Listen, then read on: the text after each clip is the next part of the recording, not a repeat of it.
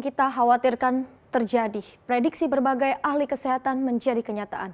WHO sudah resmi menyatakan virus COVID-19 sebagai pandemi global. Selengkapnya akan kami paparkan untuk Anda dalam Waspada Corona naik pangkat menjadi pandemi. Organisasi Kesehatan Dunia WHO akhirnya menetapkan virus COVID-19 dari sebelumnya epidemi ke level pandemi. Kita lihat lebih jelas pernyataan resmi dari Direktur Jenderal WHO atau WHO Tedros Ghebreyesus pada Rabu 11 Maret 2020. Dalam 2 minggu terakhir jumlah kasus COVID-19 di luar China telah meningkat 13 kali lipat dan jumlah negara yang terdampak meningkat 3 kali lipat.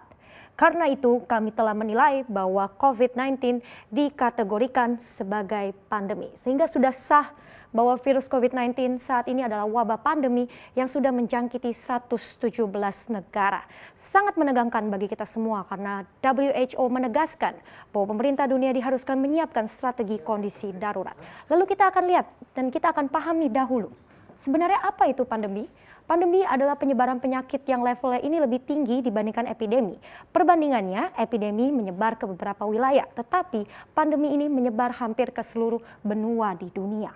Jadi ini yang dilihat dari faktornya adalah luas penyebaran, jangka waktu cepat atau tidaknya menginfeksi banyak orang, lalu kemudian belum ada obat penawarnya, dan tingginya angka kematian bukanlah faktor. Jadi dilihat ini bukan dari faktor mortalitas atau mematikannya penyakit tersebut. Karena kalau kita bandingkan dengan SARS yang masih kategori epidemi, angka kematiannya jauh lebih tinggi dibandingkan COVID-19. Itulah faktor dibalik penyakit kategori pandemi. Virus COVID-19 merupakan pandemi pertama di dunia dalam 10 tahun terakhir. Kita bisa lihat beberapa penyakit dulu yang dinyatakan oleh WHO sebagai pandemi. Kita beri contoh di 60 tahun belakang di mana ada kolera pada tahun 1961 sampai 1975. Flu babi H1N1 juga di tahun 2009 dan kemudian HIV AIDS dari tahun 1960 hingga sekarang. Nah, apa respons global, pemimpin global tepatnya pasca WHO mengumumkan virus COVID-19 sebagai pandemi global? Dari Amerika Serikat, Presiden Trump membatasi perjalanan penumpang asal Eropa kecuali Inggris.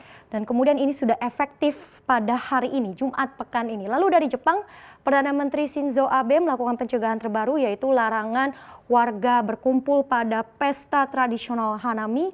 Kemudian ada juga selanjutnya dari Italia, mungkin ini adalah negara Eropa yang paling terpukul akibat virus ini. Sudah mengisolasi seluruh wilayahnya untuk pencegahan penyebaran lebih lanjut. Lalu ada China juga yang memang paling pertama terjangkit virus corona, melockdown kota Wuhan.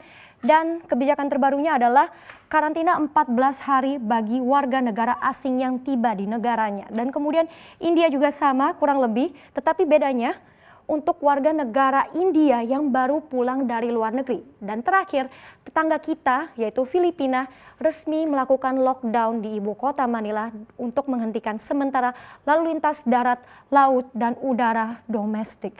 Nah, bagaimana dengan Indonesia saat ini menanggapi status pandemi virus COVID-19? Pemerintah mengatakan akan menyediakan 15 juta masker, lalu memperkuat alat uji laboratorium tes COVID-19, memperkuat tim medis dan juga menyediakan prasarana kesehatan.